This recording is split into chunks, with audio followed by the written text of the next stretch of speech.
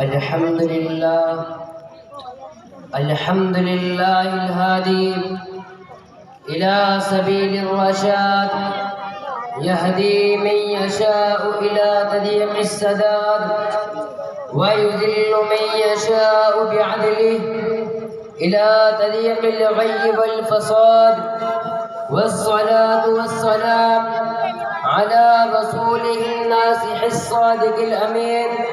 أما بعد فقد قال الله تعالى في القرآن المجيد والفرقان الحميد أعوذ بالله من الشيطان الرجيم بسم الله الرحمن الرحيم لا إكراه في الدين قد تبين الرشد من الغي اسلام کی فطرت میں قدرت نے لچک دی ہے، اسلام کی فطرت میں قدرت نے لچک دی ہے، اتنا ہی یہ ابھرے گا جتنا کہ دباؤ گے۔ معزز علماء کرام اور حاضرین جلسہ، میں آج آپ حضرات کے سامنے معزز علماء کرام اور حاضرین جلسہ، آج اسلام دشمن طاقتوں کی طرف سے یہ اعتراض بڑے زور و شور کے ساتھ اٹھایا جا رہا ہے کہ اسلام دنیا میں اپنی طاقت کے زور سے پھیلا ہے، اسلام دنیا میں اپنی دینی تعلیمات کی وجہ سے نہیں پھیلا۔ اسلام کی یہ حیرت انگیز اشاعت اور دنیا کے کونے کونے میں اتنی سرعت کے ساتھ پھیل جانے کا راز یہ ہے کہ مسلمانوں نے اسلام پھیلانے کے لیے تلوار کا استعمال کیا، زور و زبردستی سے اپنا کلمہ پڑھوایا۔ یہ اعتراض جتنے شدومت کے ساتھ اٹھایا جا رہا ہے، حقیقت یہ ہے اتنا ہی بے وقعت اور کمزور ہے۔ کوئی معمولی سمجھ رکھنے والا انسان بھی اگر اسلامی تاریخ کا مطالعہ کرے تو اسے بھی اس کے غلط ٹھہرانے میں کوئی تعامل نہیں ہوگا۔ اسلامی تاریخ کا ہر قاری یہ فیصلہ کرنے پر مجبور ہوگا کہ مسلمانوں پر کلمہ اسلام تلوار کے زور سے پھیلانے کا الزام غلط اور بے بنیاد ہے۔ اسلام دنیا میں اپنے اعلیٰ تعلیمات کی وجہ سے پھیلا ہے۔ اسلام کی اشاعت میں لوہے کی تلوار نہیں، اسلام کے بلند اخلاق کی تلوار تھی، جس نے وہ کام کر دکھایا جس کو بڑی سے بڑی فوج اور بڑے سے بڑا لشکر بھی انجام نہیں دے سکتا تھا۔ قرآن نے صاف طور سے اعلان کر دیا ہے لا اکراہ فی الدین، دین کے معاملے میں کوئی زبردستی اور جبر نہیں۔ قرآن نے یہ بھی واضح طور پر کہہ دیا ہے کہ جس کا جی چاہتا ہے ایمان کی دولت سے مالا مال ہو اور جس کا جی چاہتا ہے کفر و شرک کی تاریکوں میں بھٹکتا پھرے۔ اسلام کسی کو اوپر جبر و اکراہ کر کے اپنا کلمہ پڑھوانے کے حق میں نہیں ہے۔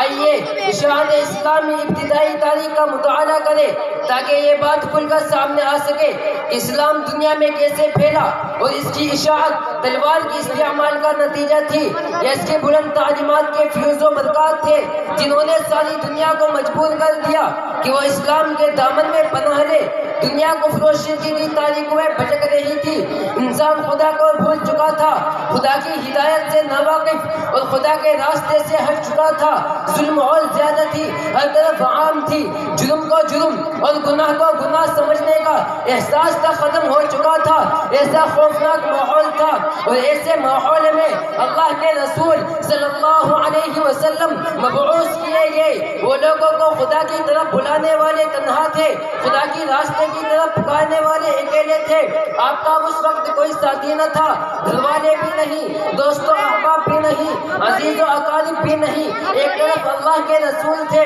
اور دوسری طرف ساری دنیا۔ اللہ کے رسول کے پاس کوئی دنیاوی طاقت نہ تھی، کوئی فوج نہ تھی، کوئی لشکر، روپیہ پیسہ، مال و دولت نہ تھی۔ اللہ کے رسول نے جب لوگوں کو خدا کی طرف بلایا، دین کی دعوت دی تو ساری دنیا آپ کی دشمن بن گئی، آپ کے راستے میں کانٹے بچھائے گئے، نماز میں گردن مبارک پر اونٹ کی اوجڑی رکھی گئی، دوستوں نے منہ پھیر لیا، رشتہ داروں نے ناطہ توڑ لیا، ہر طرف سے آپ کے آواز کو دبایا گیا، آپ کو دین کی دعوت سے سے روکا گیا، انسانی کوششوں کے باوجود جب وہ اللہ کے رسول کے ساتھیوں کو شرک کرنے پر مجبور نہ کر سکے تو انہیں گھر سے بے گھر کر دیا، انہیں مدینہ جانے پر مجبور کر دیا۔ اللہ کے رسول یہ ساری تکلیفیں سہتے رہے اور چپ چاپ برداشت کرتے رہے اور لوگوں کو برابر خدا کی طرف بلاتے رہے۔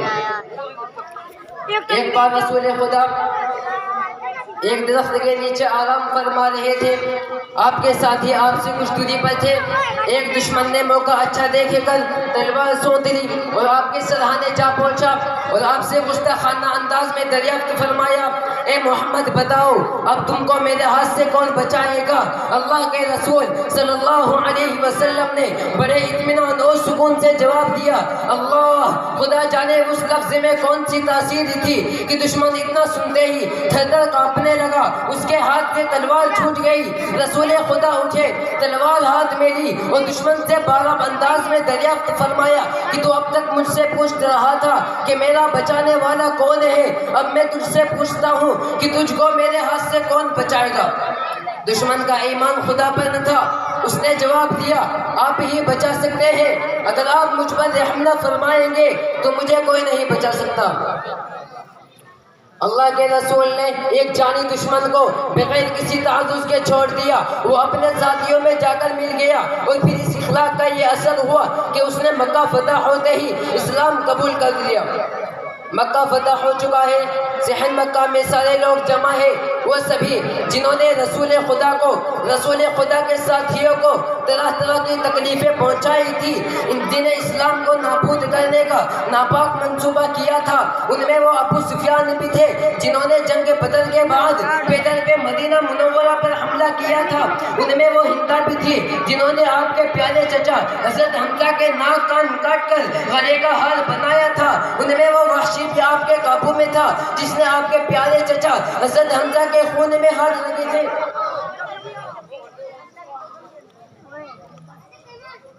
وہ معلوم ہے